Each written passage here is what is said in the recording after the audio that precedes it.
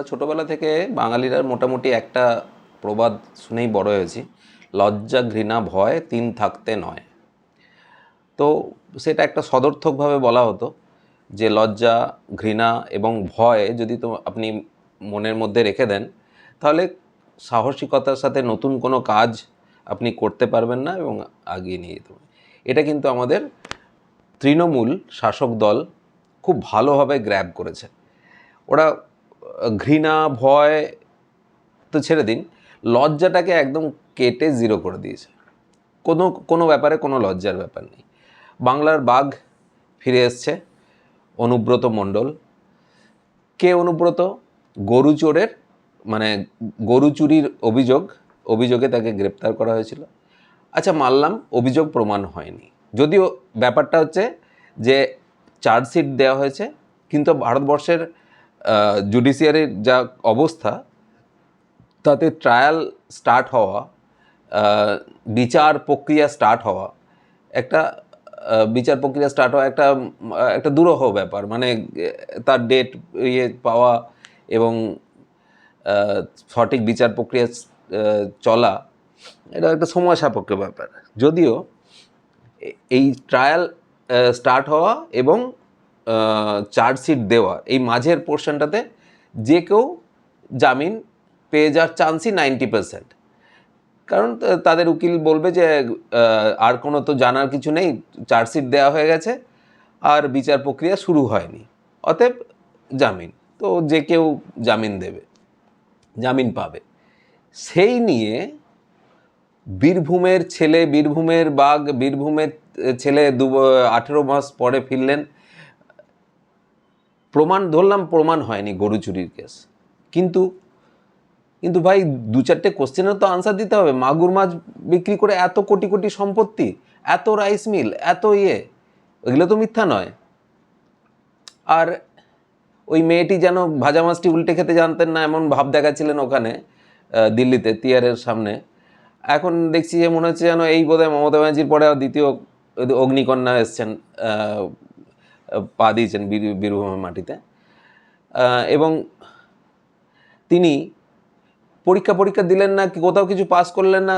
তিনি নাকি 7 বছর ধরে প্রাইমারি স্কুলের টিচার। তিনি স্কুলেও যান না, কিছুই না, বাড়ি থেকে লোকে এসে রেজিস্টার নিয়ে এসে সাইন করে দিয়ে যার মাইনে তোলেন। এসবগুলো কি মিথ্যা হয়ে গেল? পরের পর লটারিতে ফার্স্ট প্রাইজ পাচ্ছে অনুব্রত। ডিয়ার লটারি যেই ফার্স্ট প্রাইজ পাক, অনুব্রত নামে ফার্স্ট প্রাইজ চলে আসছে। এগুলো তো মিথ্যা নয়। এখন আমি গরুর দড়িটা হাতে করে নিয়ে গিয়ে বাংলাদেশে পাঠিয়ে দিয়ে এসেছি, সেটা হয়তো নয়, কিন্তু গরু চুরির টাকা খেয়েছি কি খায়নি সেটা প্রমাণ করা যদি নাও যেতে পারে, কিন্তু এই কোশ্চেন, ইনি যে চোর, তা নাহলে মাগুর মাছ বিক্রি করে যে এত কোটি সম্পত্তি করা যেতে পারে সঠিক উপায়ে, সেটা যদি বাংলার মানুষকে শিখিয়ে দেন, তাহলে সব বাঙালি তো কোটিপতি হবে। বিভিন্ন জায়গা থেকে মাগুর মাছ কিনবে, গ্রামে সবাই মাগুর মাছ মোটামুটি ধরে এবং খেয়ে নেয়, এবং সেটাকে যদি বাজারে বিক্রি করে যদি এইভাবে কোটিপতি হওয়া যেতে পারে, তাহলে সব বাঙালিই তো কোটিপতি হবে। তা আপনারা যদি রাজনীতি করে মানুষের উপকার করতে চান, এই উপায়টুকু বলে দিতে পারেন তো কোটিপতি হওয়ার। তো সেই কোটিপতি হওয়ার উপায়টা বলে দিলে তো মানুষ আপনাকে ধন্য ধন্য ধন্য ধন্য করবে, কেউ আপনাকে চোর বলবে না। আর কি অসভ্যতা! আজকে আমার মনে হচ্ছে যে আজকে যদি ইংরেজরা থাকতেন বাংলায়, তাদেরকে নিয়ে পুজো আর্চা হতো।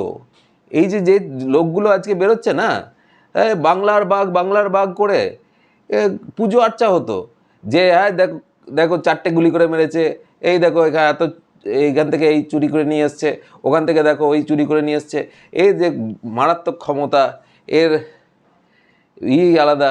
আরে নেতা মানে সাধারণ মানুষের কাজ করার জন্য নেতা, সাধারণ মানুষের উপকার করার জন্য নেতা মানে নিজে বড়লোক হওয়ার তো নেতা নয়।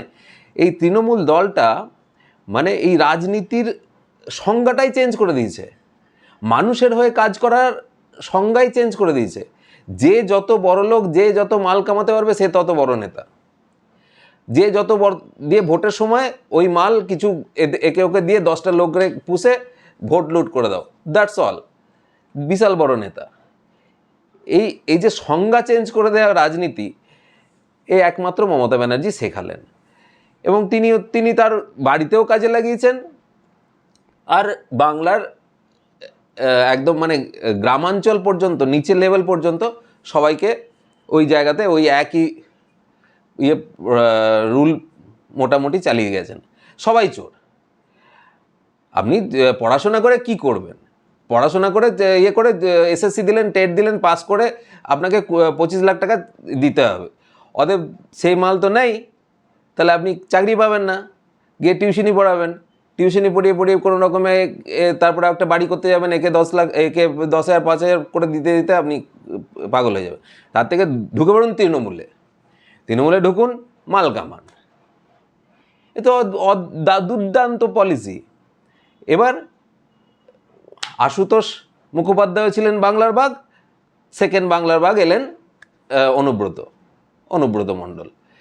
আর আমাদের নেতাজির পরে কালীঘাটে 2 পিস আছে, পিসি ভাইপো। নেতাজি আশেপাশেও লাগবে না ওই পিসি ভাইপোর, মানে যা প্রতিভা এবং যা ক্ষমতা, হ্যাঁ, বাংলার বঞ্চনা জন্য যা লড়াই, বাংলার সাধারণ মানুষকে লড়াই করে বাংলার ঋণ মোটামুটি 2 লক্ষ কোটি টাকা থেকে এখন 7 লক্ষ কোটি টাকায় নিয়ে গেছেন। এবং ভাতা ভিক্ষা দিয়ে আর পুলিশ কিনে এখন এমন যা সিস্টেম করে দিয়ে 50 বছরের কেস কারবার, আর নিজেরা হাজার কোটি টাকার মালিক। চোখ ডাকাতে চা খেতে ইউরোপ আমেরিকা ঘুরে বেড়াবেন, ব্যাস। সাধারণ মানুষের আর কোনো চিন্তা নেই। জন্ম থেকে মৃত্যু সিকিওর্ড, জন্মালেও টাকা, মরে গেলেও পোড়ানোর জন্য 2,000 টাকা।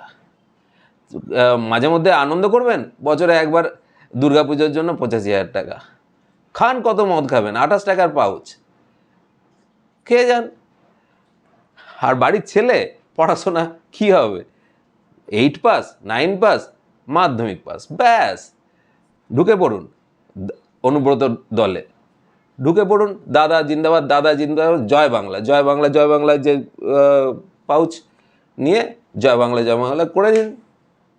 তাহলে তো বাড়ি গাড়ি, নারী তো আছেই। নারীদের যা এনারা ব্যবহার করেছেন, এবং নারীদেরকে নিয়ে যা এদের চিন্তাভাবনা, এ তো আরজি করের কেসে তো সম্পূর্ণভাবে বাইরে চলে এসছে। এনারা শুধু রসে বসে থাকা, ভোগ করতে আসা এবং যথেচ্ছাচারভাবে ভোগ করে যাও। আর এনাদেরকে ওই একটি সম্প্রদায় আছেন যারা কোনো বিচার বিবেচনা না করে ভোট দিতে হবে ওদেরকে, তাদেরও কোনো উন্নতি নেই, অতএব বাংলারও উচ্ছন্নে। এবার এই অনুব্রত মণ্ডলের এটা দেখে সাধারণ মানুষ কি করে বাড়িতে বসে আছে? লোকে অন্যান্য জায়গায় হলে, অন্যান্য স্টেটে হলে, ও ফিরলে তাকে পুরোপুরিভাবে মিলিটারি থেকে দিতে হতো, প্রোটেকশন দিয়ে নিয়ে আসতে হতো, নাহলে জুতো মেরে মুখে তুলে দিত যে ফচকেই মারা, এত চুরি করে এত সম্পত্তি কোথা থেকে বানালি, কার চুরি করে বানিয়েছিস, কার টাকা? এবং আপনি জানি না, এই যে জামিন 10 লাখ টাকার জামিন পেয়েছে, এবং এতদিন ধরে যে এত বড় বড় উকিল ওনার হয়ে লড়েছেন, তার সব খরচা হয়তো আমরাই পে করেছি, হয়তো আমরাই পে করেছি। আমাদের ট্যাক্সের টাকা থেকেই তার কেস লড়া, আমাদের ট্যাক্সের টাকা থেকেই তার জামিন দেওয়া। নিন, কত খাবেন খান। যে জয় বাংলা, বাংলার বাঘ, বাংলার অগ্নিকন্যা, বাংলার অগ্নিকন্যা, আর বাংলার সেনাপতি। তবে আমি একটা কথা শুনতে পাচ্ছি এখন, যে ওই তিয়ারের সেলটাকে খালি করা হয়েছে